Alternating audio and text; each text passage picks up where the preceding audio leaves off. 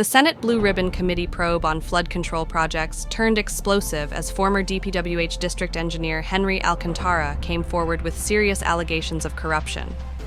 In his testimony, Alcantara claimed that billions in government funds were misused, even tagging senators in the controversy. The revelations have sparked heated discussions on transparency, accountability, and alleged ghost projects under DPWH. Your Honor, okay lang po bang makapagbigay ako ng opening statement ko po? Proceed. Ano bang gagawin natin dito? Magandang umaga po sa inyong lahat. Tinatanggap ko po na ako po ay hindi nakasagot sa maraming tanong ng mga nakakaraang huling araw upang maproteksyonan ang institusyon na aking minahal sa loob ng 30 taon. Subalit, nitong mga nakang araw, ako po ay nakapag-isip-isip na tumulong na lamang po sa investigasyon na to para po sa bayan. Narito po ako sa harapan nyo ngayon upang tumulong ng buong puso, abot ng aking makakaya, upang makapagbigay linaw sa katanungan sa investigasyong ito. Naintindihan ko po na hindi lang mainit ang isyong aking kinakaharap sa kasalukuyan. Mararamin po ang galit sa aming mga kasama sa DPWH dahil sa mga nabanggit na mga sinasabing katiwala sa aming ahensya. Hindi ko na po titingnan to. Ito po ay galing sa puso ko. Nangangamba po kasi ako sa seguridad ng pamilya ko. Ito pong aking salaysay ay marami pong mga tao na mababanggit at ako po ay humingi ng tawad sa mga tao na to, pero kailangan ko pong sabihin yung katotohanan.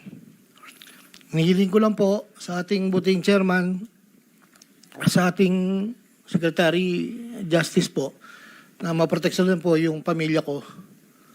Medyo napakabigat po ng mga babanggitin ko rito. At ito po ay malalaman po natin ngayong umaga. At ako po ay in good faith sa lahat po ng mga senador nandito, sa ating sekretary at sa mga nandito po lahat. Simulan ko na po ang aking hinandang salaysay, Your Honor.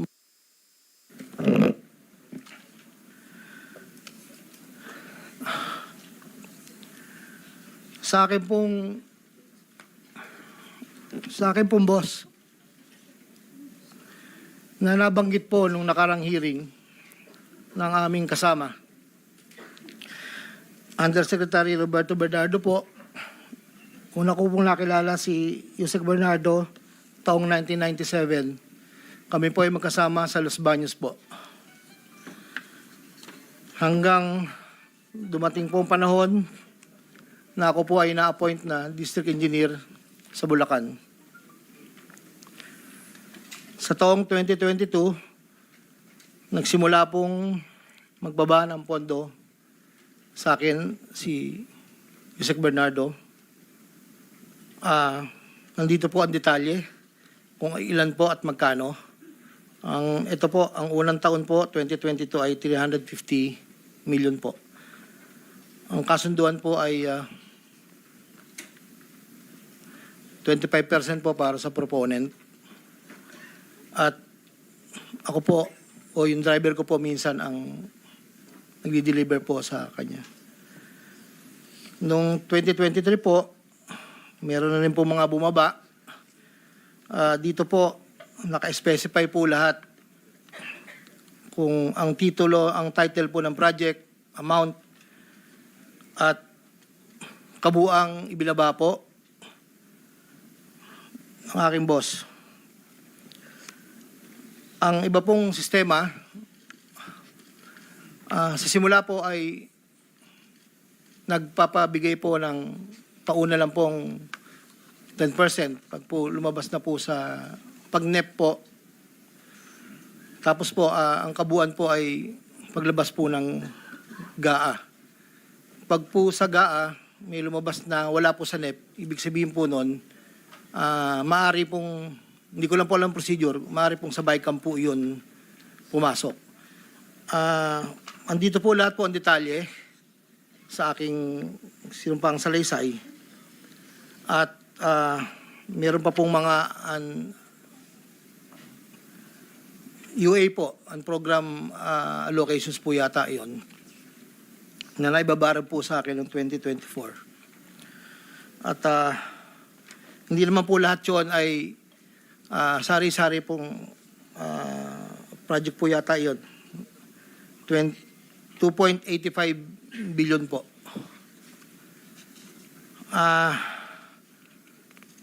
Yung pong sa 2024 na UA, bukod po yung meron pong BICAM and NEP.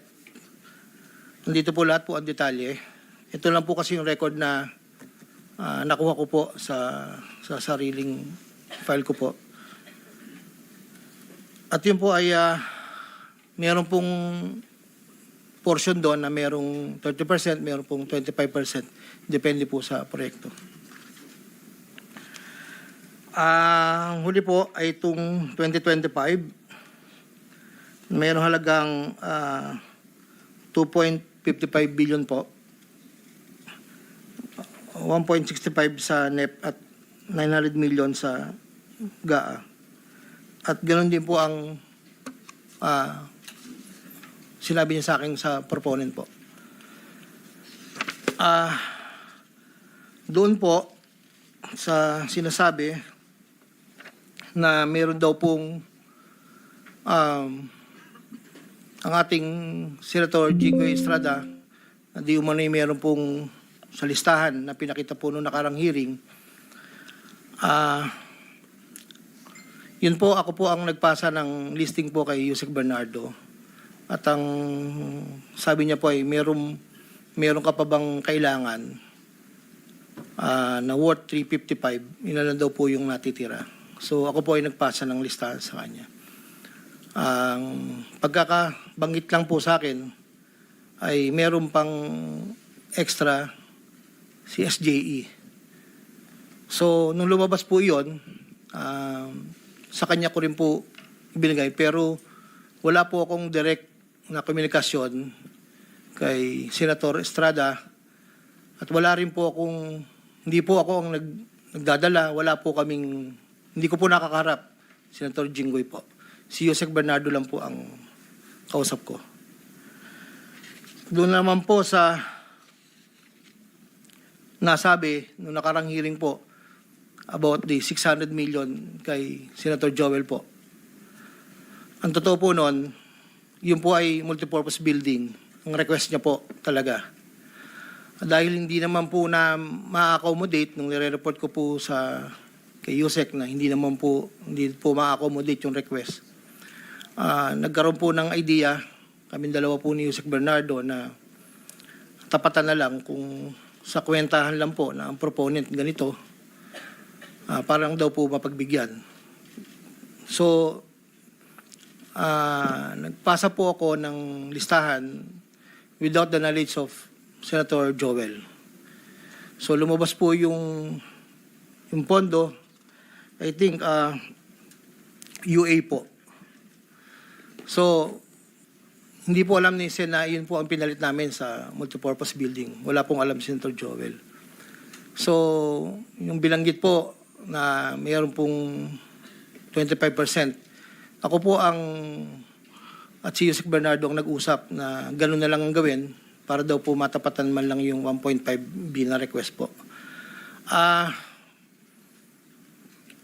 Inayos ko po lahat yun at dinala ko po sa tauhan lang po ni Senator Joel somewhere in Bukawi po.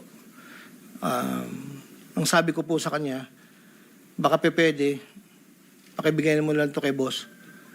Tulong ko to, kung ano man ang future na plano niya, yun po ay tulong ko. Pero hindi niya po alam na doon ko po kinuha sa flood control po. Ang pangapat po, taong 2021, nakilala ko po si Congressman Saldico. Sa pamamagitan din po ng numero po, binigay lang po sa akin ng ni Yusek Bernardo. Hindi ko na po nilagay. Kasi po hindi naman po kasama siya nung kami nagkita sa Shangri-La BGC. That was 2021 po. Ang unang usapan po namin ay susubukan pong makapagbaba ng pondo kung pwede po sa distrito ko.